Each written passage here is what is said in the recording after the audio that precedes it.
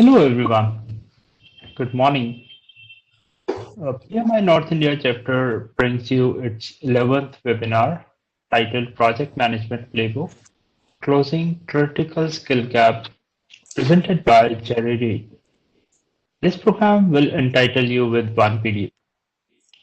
The video information will be shared towards the end of the webinar. Jerry Reed is an award-winning instructor, speaker, author, project management consultant, and project manager. He has delivered speeches, workshops, seminars, webinars to managers, technology workers from AT&T, PMI, Optum Rx, UCLA, SpaceX, United Nations, Disney, and several other organizations. His original content rich, high-energy programs are well researched and present in a professional and an engaging style. With over 20 years of project management experience, Jerry has successfully delivered over 100 projects as a senior project manager with AT&T, an engineer with NICAS, and a research engineer with US Army Corp of Engineers. Mr. Reed has a Bachelor's of Science degree in Mechanical Engineering from University of Illinois at Urbana-Champaign. He is PMP certified, a Microsoft certified professional, and a runner. He was named UCLA Distinguished Instructor in 2014. Jerry has taught project leadership and scheduling courses for over 10 years in UCLA Extension. He has served on UCLA Extension Project Management Advisory Board and is president of Simplicity, formerly Project Leadership Services. Jerry can be contacted over his email at jerryreed@simplicity.com. Simplicity.com. Jerry, over to you. Thank you, Rakesh, and good morning, everyone. I have a lot to share with you today, so I am going to jump straight in and talk about two premises with you, one conclusion, and 5 training excerpts. Two premises, one conclusion, and 5 training excerpts. Let's start with premise number 1. Skill gaps are a byproduct of change. Skill gaps are a byproduct of change. And what I mean by that is if you take change and skill, and on the y-axis, if you put the skill level that you have, maybe a 5 if you've been doing what you do for a long time. And then on the x-axis, if you put the change level, right, from no change to all the way to high change. Well, when there is no change, you're at the top of your game. So maybe your skill level is a 5. But once things start changing, new processes, new procedures, new technologies, then that puts pressure on your skill level. And the more change, the more pressure, downward pressure you see on your skill level, right? And so you can think of it like this. The more change you have on the right, the more pressure that puts on your skills on the left. And this is not a new concept. We've seen this as professionals many times in various industries. For example, if you think about system administrators, people that administer servers, this is what they experienced when we first went to the cloud. You know, they were used to administering physical servers, physical compute and storage space, but then having to do that virtually represented a skill gap. So you could have been a 5 yesterday, but if you can't do it virtually, then maybe your skills are very, very low until you get retrained. We're seeing the same thing with game developers. Every year twice a year, I do a conference through the Technology Management Program. And in this program, we have folks that will come to us for 1 week from all over the world, all matter of companies. Google will send a lot of folks. SpaceX will send folks down there. Disney will send folks down there to us. But one of the biggest audiences is always one of the gaming industries. And the reason for that is because there's a lot of change in their industry. So let's say you are a gaming professional and you develop games as part of your profession.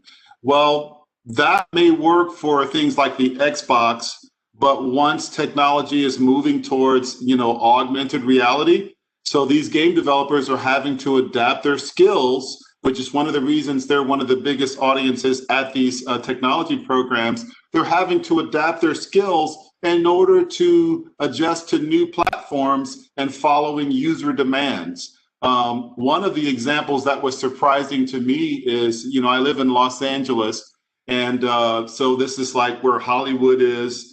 And Netflix came and asked me to come and deliver some training to them on project management fundamentals and Agile. And what was interesting is these were not Netflix engineers or architects or system administrators. These were marketers. These were folks who were in the marketing department. And if you know anything about how Netflix operates, they have a very low process-oriented environment. They believe in having the professionals find their own course and not be bogged down by process and bureaucracy. So they're very low on process. And what this marketing director was concerned about is, they had such a volume of content to create that they were concerned that their marketers wouldn't be able to keep pace with the volume of content. And they were asking me to come in and teach some project management fundamentals and some Agile fundamentals so that they can, keep pace. And so here you have a marketing professional that's maybe a 5 at the top of their game, but then their skills are starting to deplete and they have to reskill in order to keep pace with the demand. And one that's a little bit closer to home for us as project professionals is digitization. And this is something I hope to send you away today with a very clear idea about, but it's requiring all professionals, and especially project professionals, to learn to manage new project types. For example, if you are a project manager working for the New York Times, then you're used to managing projects that basically get the paper out of the door, the physical print paper. But now you're having to manage projects that are to build a paywall. What's that? Well, it's a way to get folks to pay for additional services electronically. You're having to manage projects to get folks to watch the news on an augmented reality platform. And so you're seeing new and different project types come in because of digitalization and things like the digital transformation. Again, something we're going to talk about quite a bit. So all these examples highlight my first premise, which is skill gaps are a byproduct of change. When there's lots of change as professionals, we kind of have to put our school cap and our thinking caps on in order to stay current and to keep pace with the change. The second premise is probably pretty widely known by now, right? The pandemic and digital transformation initiatives are high change events, right? That's a pretty obvious one. The whole world is having to figure out, businesses all over the world are having to figure out post-COVID business models, right? And we're seeing those impacts impact every industry, some positively, a lot negatively. And so here are some examples of that.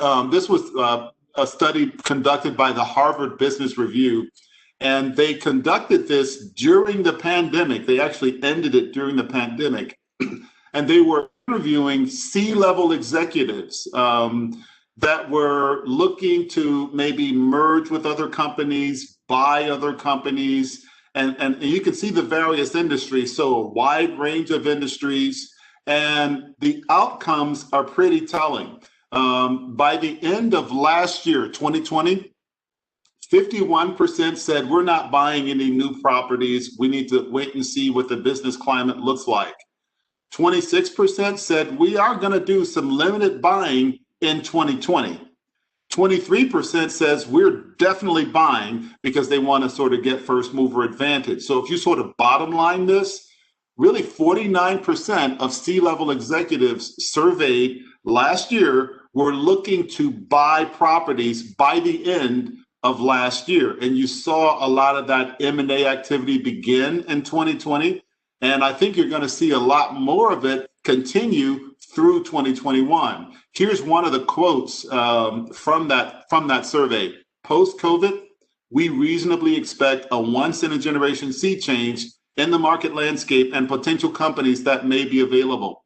And how are they buying? Now, there are 4 strategies that's driving and informing their buying decisions. First, they're trying to gain first mover advantage, meaning in this post-COVID economy and in this digitally transformed world and in this digital marketplace, who can stand up something at scale the quickest is going to be the person that gets a lot of market share. They're buying based on the digital transformation. That's something, again, something I hope to send you out of here with a really clear idea of today. Digital transformation is basically a change management effort to try to get a company that is not digitally native to exploit the digital marketplace. They're buying in order to develop post-COVID business models. Now, as professionals, even as project professionals, and even if you're not in the C-level suite or sitting at that table, I think in today's business climate, no professional can afford not to focus on what the C-level is doing and what the C-level is thinking. And this one right here is very concerning. A post-COVID business model, that means the way we made money before is going to be different from maybe the way we have to make money after this pandemic. And that can be a lot of changes for the project professional. Finally, accelerate commercialization of promising technology. So we saw that last year in 2020 where Verizon Wireless bought Blue Jeans. And Blue Jeans, if you don't know what that is, it's a platform similar to Zoom, similar to WebEx, digitally native platform. Verizon has a lot of money. Blue Jeans doesn't have quite as much, and so they're trying to make a play at companies like Zoom and WebEx. 3 notable stats from this survey highlighting the fact that these are high changing times. 23% of these executives were targeting entirely new non-core assets for a diversified future revenue mix. Now, what does that mean, again, to project professionals? Well, that means that the projects that you're managing could be entirely new non-core projects, things that are very different from what you're used to, and you have to have the ability to sort of work with something very new, very unfamiliar, and come up to speed very quickly, and then be able to make commitments around that new project type.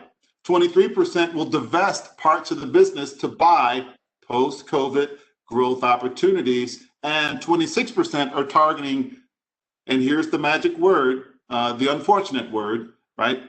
Cost reduction and cost consolidation deals. And most professionals know what that means, right? Layoffs. And you saw that at the end of 2020, right? So at the very beginning of 2020, you saw, if you're kind of watching the tea leaves, Disney posted a very surprising statistic in the first quarter of 2020, which is they had something like a 90% reduction in revenues or profit in certain parts of their business.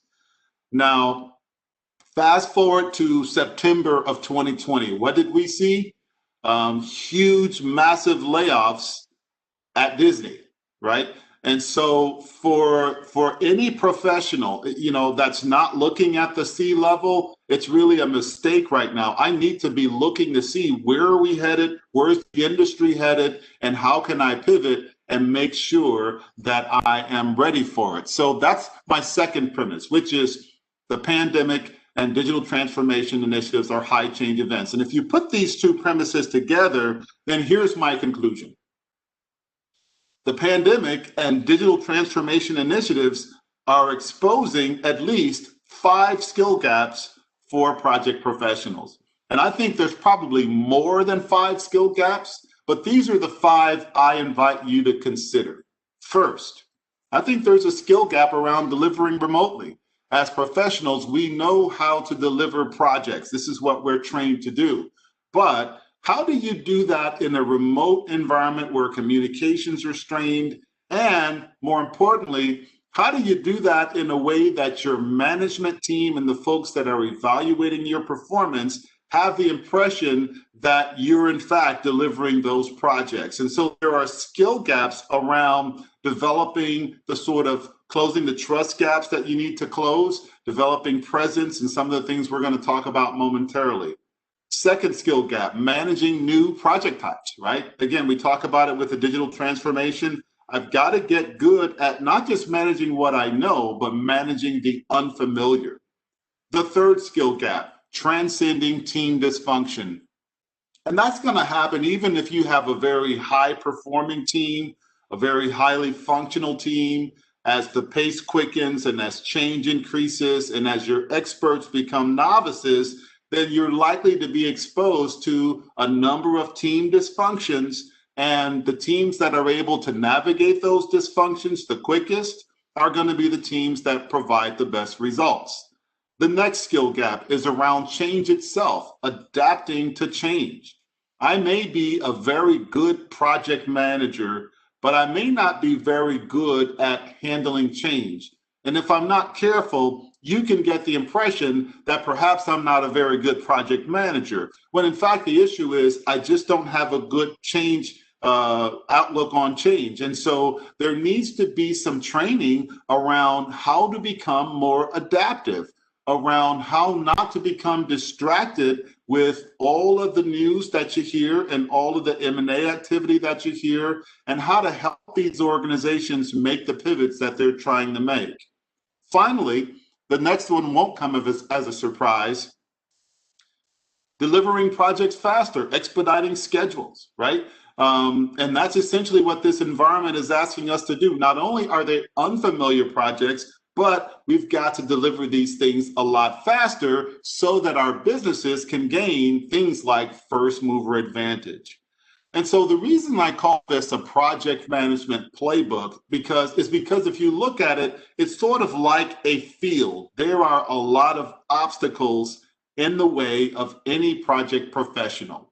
You find yourself suddenly remote. You have unprepared remote workers, and more importantly and more concerningly, unprepared remote managers. How do you evaluate someone from a remote standpoint? New project types, no templates for these project types, and so the experts are struggling. Folks that we rely on to sort of know the way and know the path, they're sort of learning and struggling alongside us, and that creates a lot of churn. Trust issues begin to happen, especially around, again, remote working. Conflict issues. How do you have those out from a remote environment and overcome the communication challenges that can happen? Accountability issues begin to happen. Commitment issues are another obstacle. Why do I mention commitment issues? Because when your organization is asking you to do a digital transformation that in all likelihood could wind up leaving you without a job or without a position, then it's difficult not to become distracted and to be figuring out where to put your commitment. Do I commit to looking for another job, or do I commit to helping the organization make the pivot? So you have change management issues. The organization, of course, would hope that you're going to help them make the pivot so that they can implement the changes that must be implemented for them to survive.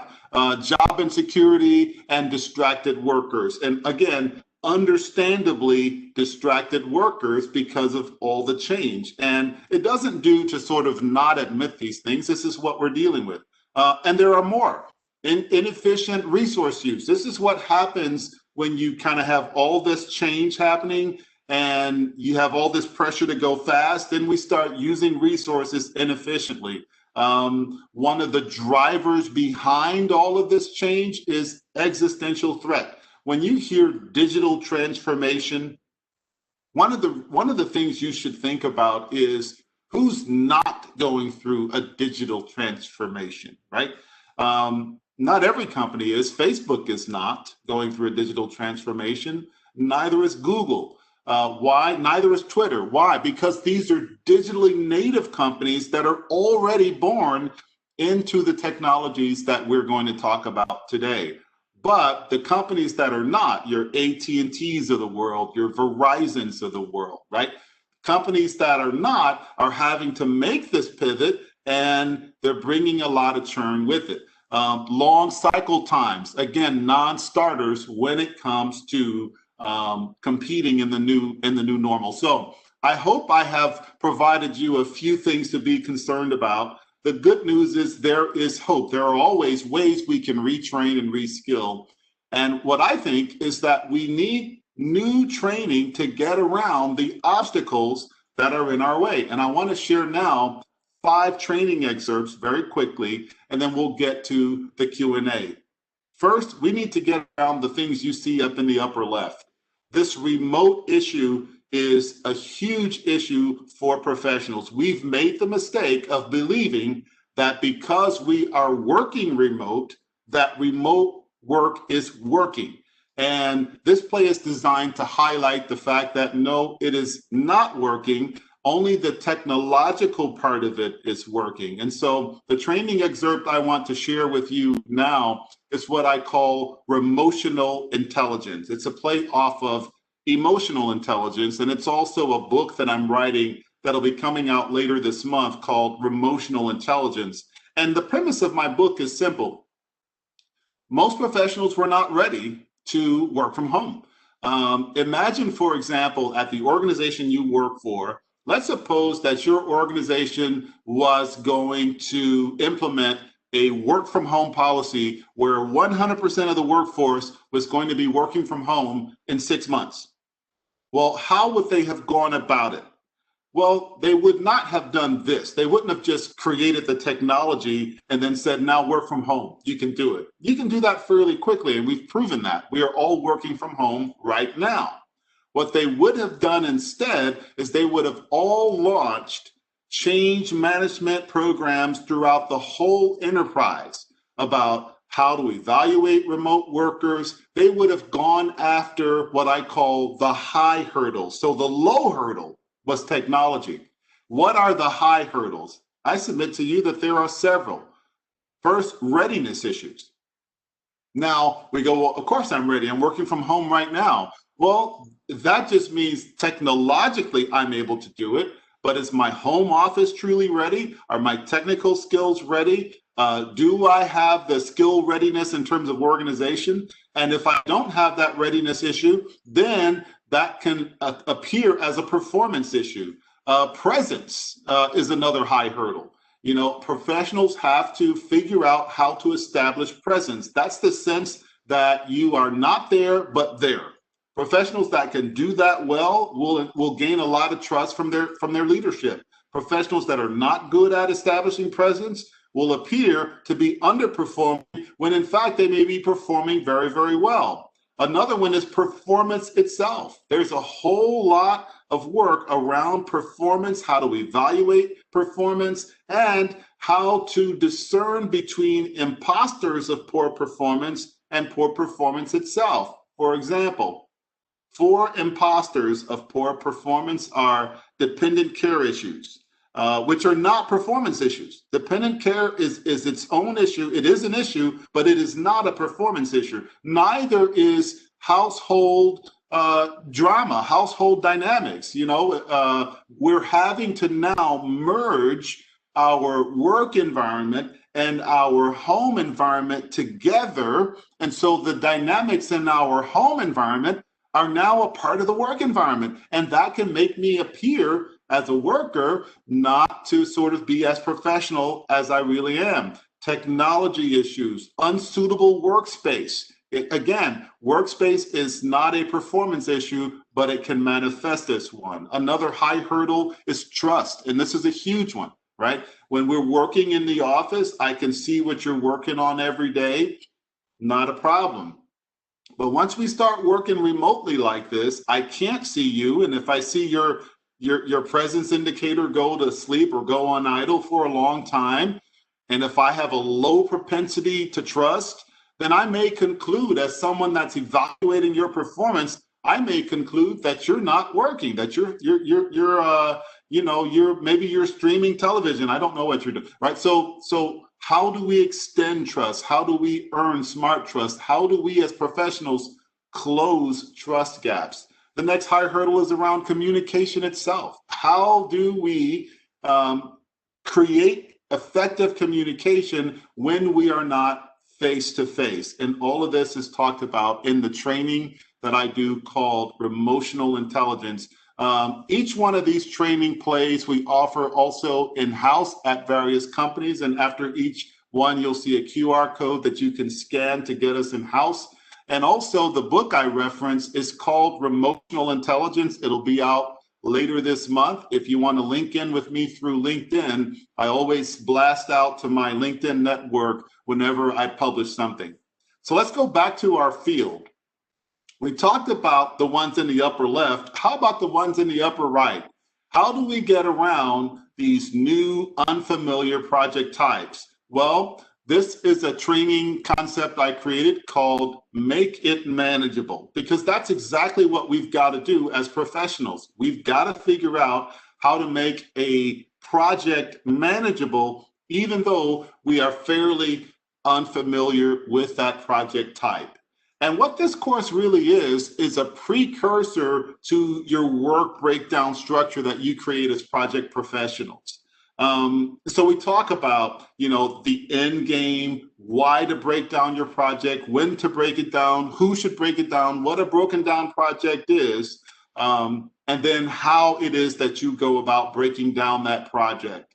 It's the precursor to any well-organized project plan. And here's an excerpt from that course. We begin with the end game. You have been assigned your first big project. Senior management will want regular updates from this project. And again, this is a huge project and it's unfamiliar to you. So it's not something that you normally do. Your boss has expressed the need for successful delivery of this new, huge, unfamiliar project, and you get the impression, to make it interesting, you will be promoted or demoted based on how well you manage this project. So the big question on your mind, how can I gain credibility with my boss and senior leaders from the start of the project that I know what I'm doing? And how can I increase their confidence in me as the project continues? Well, if you look at ancient wisdom, Aristotle answered it this way. First, have a definite, clear, practical ideal, a goal, an objective. Second, have the necessary means to achieve your ends, wisdom, money, materials, and methods, then adjust all your means to that end. And certainly the PMBOK goes a long way to helping us with the method piece of this. So how do we do that today? How do we implement these things? Well, in this training, I recommend 4 things that you have to do as a professional. First, predict. You've got to be able to forecast, even if the project is unfamiliar, you've got to be able to begin forecasting how it's going to get delivered and also forecasting when it's going to get delivered. In addition to that, you've got to be able to have processes in place to detect when your prediction is going awry, so that your customer is not the first person to detect a problem. You're detecting it early. And when you detect the problem, you know you're going to have to address that problem, which is the next thing you're going to have to be able to do, and course correct. And all 3 of those things can go a long way to increasing their confidence in you, but you've got to be able to do this 4th thing well in order to be perceived as being on top of that project, and that is communicate, reporting back, right, about what the status of that project, what you detected, what your options are in order to move forward, what you've discovered, the new knowledge you've discovered, and how you can move forward as a team. So in this training, we talk about being able to predict will help you gain credibility. Being able to detect, address, and report will help you increase that confidence. And again, there's the QR code to do this in-house. And let's go back to the field. So we've covered the ones on the upper left, the ones on the upper right. How about the obstacles right there in the middle? How do we get around team dysfunction? And for that, I recommend we need to transcend dysfunction. And so the play I recommend for that is Transcending Dysfunction. And it's based on Lencioni's model, the 5 dysfunctions of a team. And what's interesting is we use that as an outline, and then we use all the best practices around trust, conflict, commitment, accountability, results in order to add to that Lencioni content. This training play is designed for permanent teams like your team that you normally report to, and temporary teams like cross-functional teams. And here's an excerpt from that training. So this model starts with the absence of trust as a dysfunction. And this is a huge dysfunction now because of working remotely, right? It stems from an unwillingness to be vulnerable with the group. If you had an absence of trust before the pandemic, before we all started working remotely, then it's only exacerbated by the pandemic. And so we talk about specific ways to get around that trust and how to establish trust, even with someone who has a low propensity to trust. The second dysfunction is around fear of conflict. Now, some misread this dysfunction as conflict is the dysfunction. No, conflict is not the dysfunction. The dysfunction is the fear of conflict, meaning we cannot have a healthy debate of ideas on the team. And as a result, we are not able to progress with the innovations that come from a healthy debate of ideas. The third dysfunction is a lack of commitment. And as I mentioned a moment ago, that's affecting every professional now, because what do I commit to? It's hard for me to commit to helping my company implement a strategy when I'm also concerned how I am going to personally fare through the implementation of that strategy. And this is essentially defined by team members not buying in or committing to decisions. And I'll let the cat out of the bag early and tell you that this particular commitment, this particular dysfunction, it is always in the best interest, 100% of the time, I think, of the professional to help the organization make that pivot. And I'll explain that in the next excerpt. The next one is avoidance of accountability, transcending the dysfunction of teams being hesitant to call their peers on actions. This one, kind of the best visual I can give you of this, of a team that does this well. I am a fan of the NBA, National Basketball Association, and I happen to live in Los Angeles, where the Lakers won the finals last year, if you follow basketball. But what's fascinating to me about those Lakers is if you look at their team dynamic, right? They have a very easygoing coach.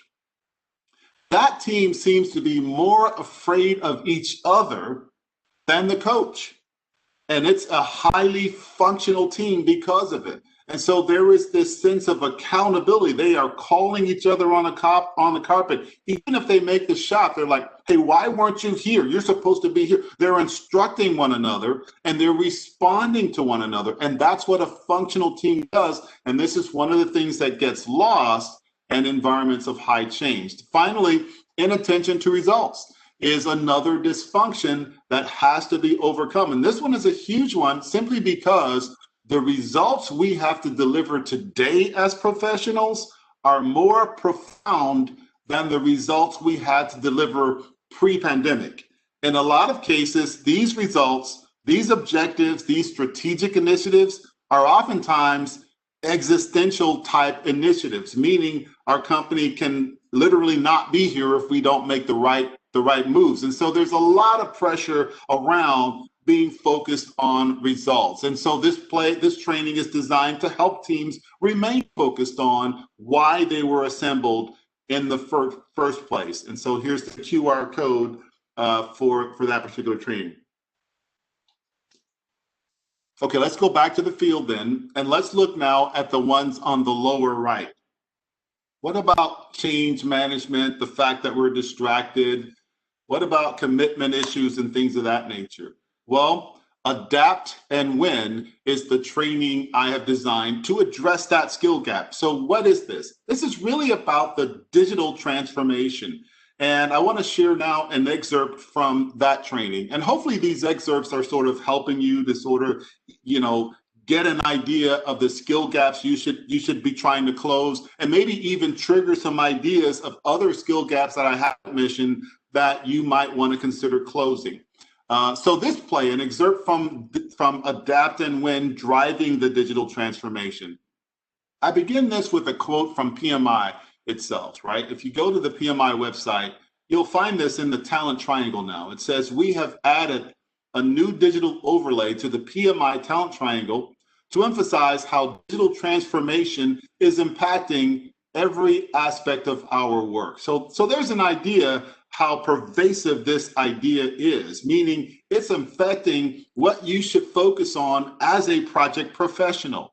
And of course, we know that PMBOK is changing to focus on delivering value. And that value really a lot of times has to do with exploiting the new digital marketplace. So let's talk about what that is. What is this digital transformation?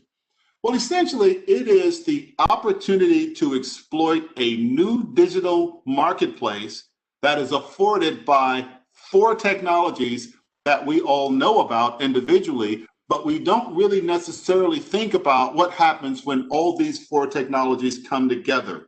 When you bring together the cloud with big data, with artificial intelligence, with the Internet of Things, you create a new digital marketplace that begins to challenge incumbents, and a lot of those challenges become existential threats. For example, think about what we were all as professionals concerned about before the pandemic. Was it all kind of business as usual? No, it was business as unusual. We were worried about AI taking jobs. We were worried about big data and privacy, the cloud. So we were worried about disruption from basically digitally native companies, right? So let's kind of get into an example of what this looks like. So, and I'm going to define a few terms, and this is what we talk about in this particular training course, right? Digitization, conversion of analog or physical information to digital format. I'll give an example in a moment. Digitalization, which is the big blue box, is really what everyone's concerned about. The use of digital technology to enable or improve business models and processes. And then the digital transformation, the big red box, that's what everyone's trying to do in order to do the blue box, right? It's a change management initiative to increase digitalization. So examples, the poster child of this would be the New York Times, right? New York Times, this, years ago, New York Times and other papers, we were concerned they're going to go out of print, right? What did they do? Well, they went from paper, you can still get the physical paper, but they went online. Now, when the New York Times got online, they discovered, whoa, there is a marketplace here. Because what if our users wanted to, I don't know, listen to a podcast, right? Well, could we sell that to them? Absolutely. To watch an AR version, a virtual reality version of the story. You think they'd be interested in? Absolutely, they'd be interested in that. Well, then we've got to create a paywall, which is a way for them to pay for those additional resources, right? And so this is the digitalization, not just going online, which is digitization, but digitalization exploiting a new marketplace. Well, how did that work out for the New York Times? Well, here's what they did. They did a digital transformation of their organization, which is essentially we are going to retransform our focus to be a digital first company. So they repositioned themselves to be digital first. Between 2011 and 2016, 218% increase in digital subs. Bottom line, by the end of last year, the New York Times had a digital revenue. This is new money, folks. $800 million. And so when you think about digital transformation, that's what's driving a lot of the strategy that you see coming from the top. And one of the reasons that I think that as professionals, we should help our organizations make this digital transformation. And I was speaking to, I forget his name just before this webinar. I apologize, I can't remember your name, sir, but we were talking about the digital transformation, And one of the things that is interesting that you can research on your own, go and look at how many employees work for a company like AT&T. It's about 280,000 employees. Go look at how many employees work at, I don't know, Amazon. Not just employees, but the professional grade positions like the folks on this call might be going after. How many of those positions are available? Well, if you look about 5 years ago, it's about 35,000. Yes, 35,000. And so you look at the scale of Amazon, and the number of employees that they need is very minuscule compared to a non-digitally transformed company. And so when we help our organizations digitally transform, we are literally saving jobs. Now, again, we can't save them all because we know the world is going in this direction. Okay, let's come back to our field then and talk about the very last play, and that is to address the things on the very bottom, and that is about speed, right? How do we get around inefficient use of resources, long cycle times, the existential threat that a lot of organizations are having? Well, these existential threats, again, are predicated on things like making the digital transformation so that your company can gain first mover advantage. And so the play I designed for that is simply called 30 Days Faster. 30 Days Faster. And it is literally just that. It's a play designed to help any project professional get faster at delivering projects, okay? And the reasons for speed are pretty obvious, right? Faster implementation, gaining first mover advantage, expediting the digital transformation. Almost every one of those strategies that you looked at a moment ago from the C-level had a word referencing speed. First mover advantage, accelerate, right? Commercialization, right? Freeing up resources faster. There's lots of reasons to be concerned about speed. Customers today reward the fast and punish the slow. In fact, there's a motto that I think is true today, that it's no longer the big eating the small, it's the fast eating the slow now, right? And as project professionals, we're in the best position to help our organizations do that. So how does this training do that, right? So we get into, I'm going to share the learning objectives and kind of give you a quick summary of it. But essentially what we have you do in this training is download Project Libre, which is an open source version of like Microsoft Project. We actually use that in this training to have you compress a schedule 30 days technically so that you can do it. Most professionals don't know how to do this. The courses I teach at UCLA Extension, one of them is a scheduling course, and I'm always amazed at the scale of projects that have literally no actual schedule, right? Target audience for this training would be project professionals who must deliver faster and leaders of project professionals who are accountable for delivering faster. How do you deliver faster? Well, you need both the soft and the hard skills. The hard skills would be what we're going to teach you to do with the Project Libre. And if you use Microsoft Project, whatever you use, you can use it to do the same thing. But the soft skills are also necessary, which are things like negotiation. And I want to share an excerpt that you can take with you. Okay, to get faster commitments from resources, right? What do you need? You need leverage. You need leverage, right? And there are at least 5 kinds of leverages that you can use to get faster commitments from boundary partners and from resources. Coercive leverage. An example of that would be senior leaders have prioritized this project above others, right? If you've got that sort of leverage, you can use it to get things faster. Referent leverage. That's just building rapport, trading favors, right? Reward leverage is referent leverage is building rapport. Reward leverage is trading favors. When I say building rapport, what I mean is establishing relationships so that you've got, sort of a congeniality that makes people want to work together with you. Another kind of leverage is legitimate leverage, right? And that is simply something like you've exceeded your SLA, your service level agreement, or your operating agreement by 2 days. how can we bring it back? And you can use that kind of leverage. And then the final one that we talk about in this training is expert leverage. And that's just simply being aware of the things that that should be the typical duration time. So this task is typically done, for example, in 3 days. How can you bring it back into the typical duration? And we talk about how you can do this with low visibility projects. Let's suppose you have no leverage, right? We talk about how you can use your scope statement to identify impacts to customers, revenue, regulatory requirements.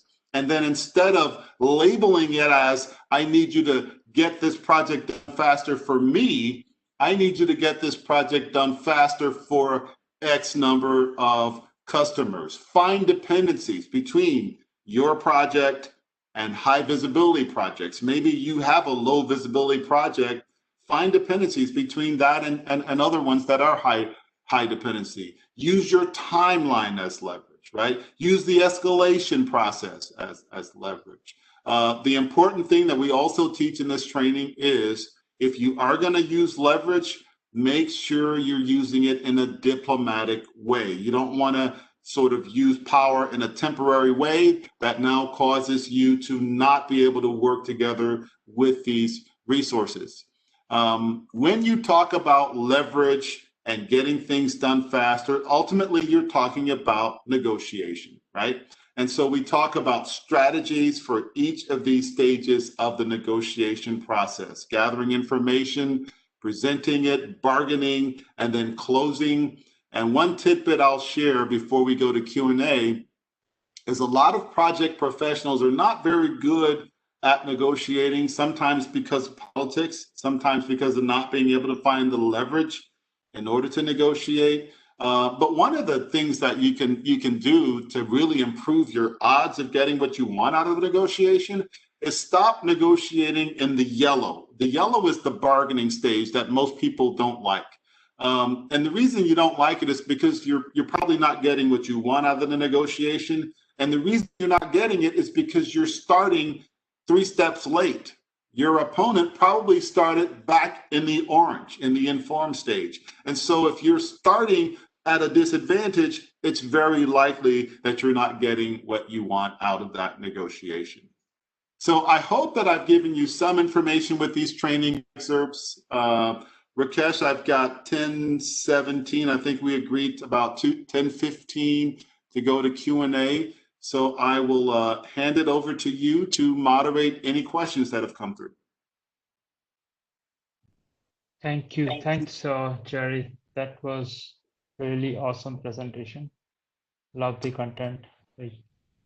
Hey, so coming back to all the attendees, if you have any questions, please post those into chat window or the Q&A window. We can take those with Jerry.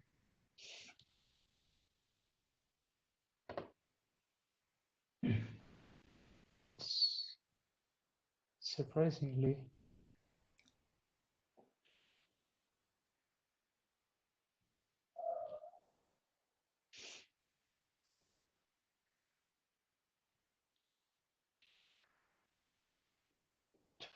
people are putting in their chat questions in chat, like so you talked about a lot about pandemic and changes that is going to how it's going to bring in.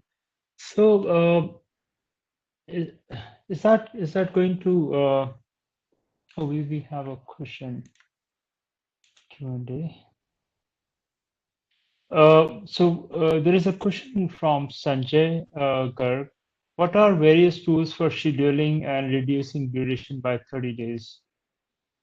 Oh, how to reduce a project by 30 days? Well, the most important concept there is the critical path of the schedule. And I know we all remember that from the PMBOK, and then we forget it after we pass the PMBOK.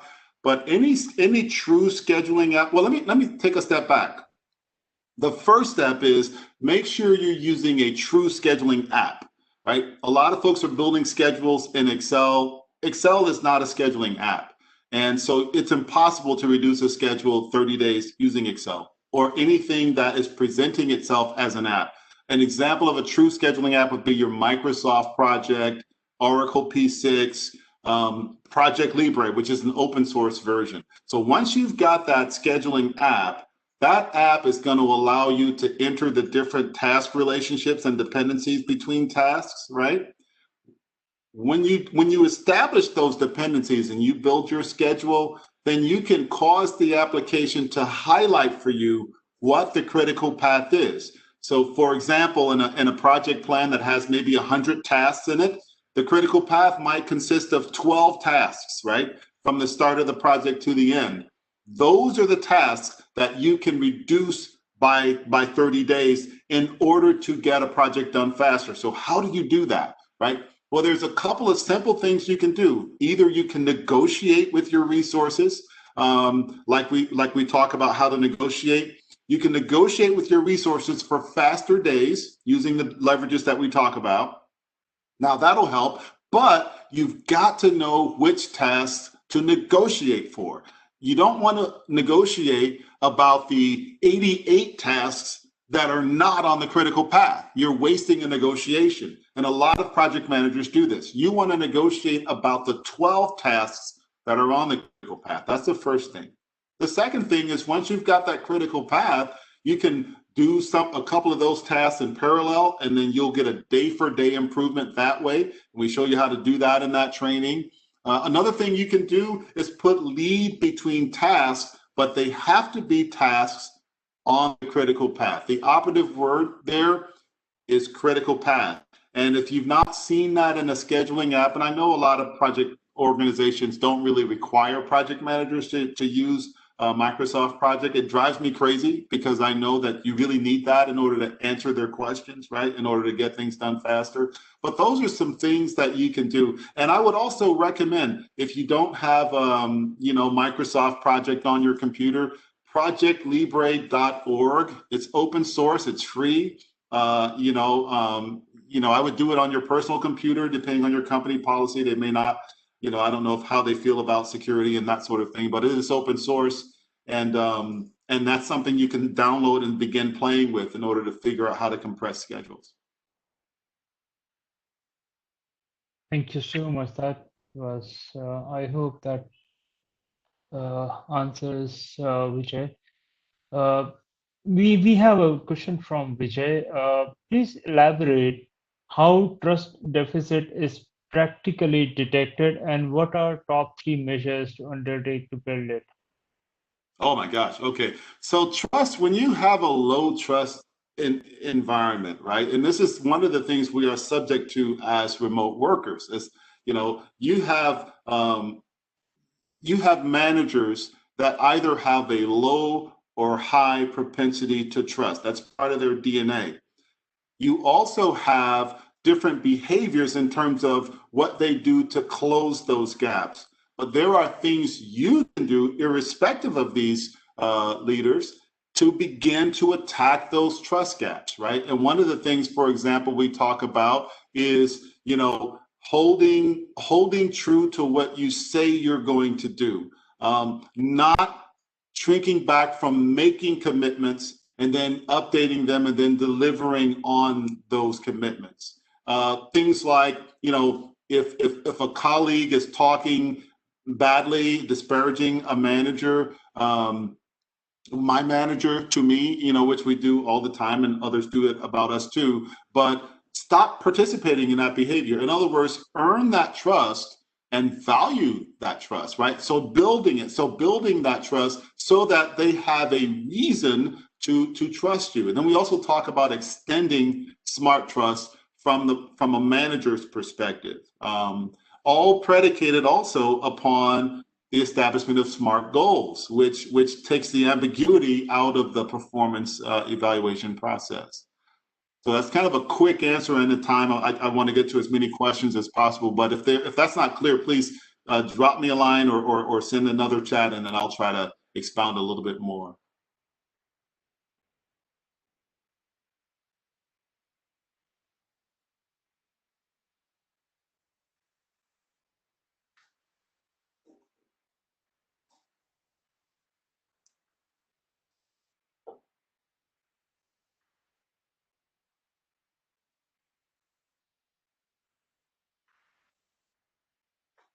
Rakesh, are you there?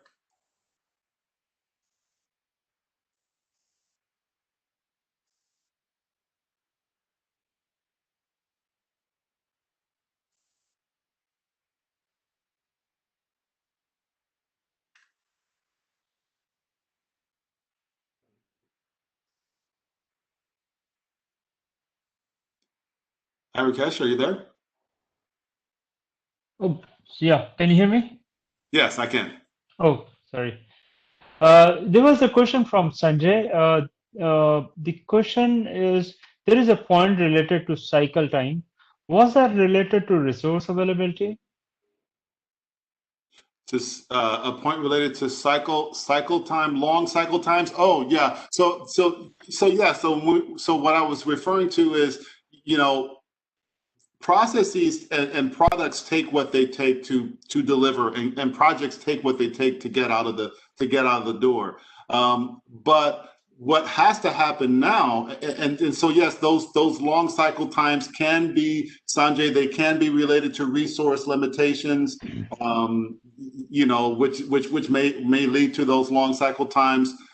But what I find often is they are related to a lack of understanding of how to compress a schedule. A lot of organizations are trying to reduce their cycle times, but a lot of these same organizations don't require their project professionals to use tools that can actually reduce cycle time, that are designed to exactly do that, or reinforce concepts like this critical path. So this idea of getting cycle time reduction, it's not just about adding resources, right? But we can work a lot more innovatively if we use the knowledge of the critical path, which is right there in the PMBOK, but it's grossly underutilized in every industry. I mean, literally, I teach, when I teach courses at UCLA, I get students that are managing projects into the millions and billions of dollars, and there's no schedule. It's Excel, and it's like, okay, how are you expediting? Well, I'll tell you how they're expediting. They're making phone calls and pressuring, oftentimes, the wrong resources to get things done faster, and it's very inefficient because they're not seeing the critical path. So I hope that helps. But Sanjay, you are exactly right. Resource limitations would lead to long cycle times, but those long cycle times in this new normal that we're heading into, we've got to find ways to get around those, and the critical path can help us do that. Thank you, Jerry. Jerry, would you please bring up the PDU slide so people can capture the PDU information? And I'll take the next question. Thank you. So next question I have is from Souvik Acharya. Globally, we are working remotely and feel stressed in meeting various compliances, parameters, and deliverables. How can we reduce this stress? Oh, interesting. So there's a lot of things you can do, I think, to reduce remote stress. I think one of the most stressful aspects of working remotely are the trust issues, right? Establishing and closing trust gaps.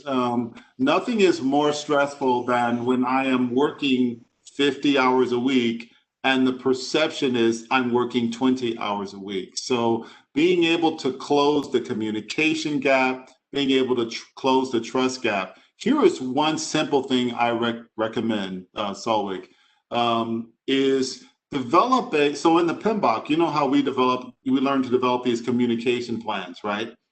Develop a communication plan for working remotely, right? Which with your manager and with your stakeholders, that conveys to them when they're going to get updates, how often they will be updated, which artifacts they are going to be updated on. And there's a lot of really good templates that are available either online or in some of these different publications, and even in the PMBOK itself. But I recommend and I provide a sort of a modified version of a communication plan that is gives a clear idea how we are going to communicate, and it immediately impacts the level of stress, right? Because we are removing the ambiguity. And so I guess what I would leave you with is take the ambiguity out of the performance process. You all have heard of SMART goals, right? But most people don't use those SMART goals. In a remote environment, those are critically important to use. I'm gonna use my one-on-one meeting with my boss weekly, and I'm going to be talking about performance. Even if she's not talking about performance, I want to talk about those SMART goals, and I want to make it clear that I'm making progress on these goals. And so this area of communication, establishing clear expectations, can really help a lot in terms of bringing down the stress. There's other things you can also do, both tangibly and non-tangibly, that can also help with the stress reduction, like emotional intelligence. But I think Rakesh, we may be hitting at the top of the hour here. Yep. So maybe I think we're almost through the hour, but I think we can take maybe last two questions and close this That's out. fine. And I have time, by the way. I don't have anything to do after this. It's 10:30 p.m. in Los Angeles, so I'm free.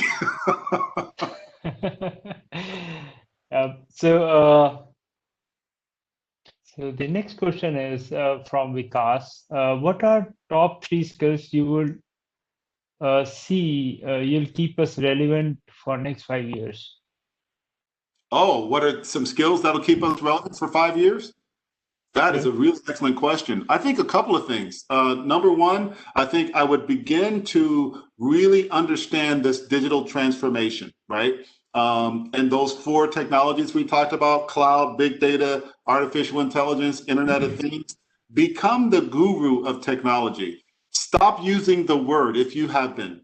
Don't say I'm not a technical person anymore.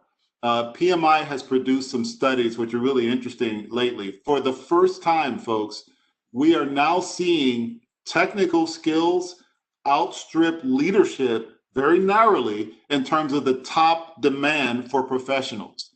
So what does that mean? That's really fascinating, because technical was always important, but it wasn't first. But now it's outstripping leadership.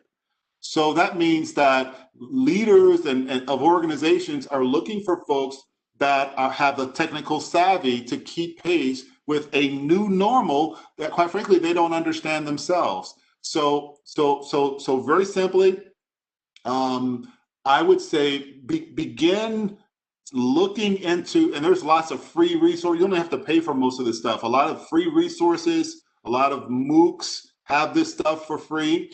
But just learn about digital transformation. I would also try to get on the train. And what I mean by that is, if your organization is pivoting toward digital transformation and automation, look into things like RPA, robotics process automation. Become the guru of that.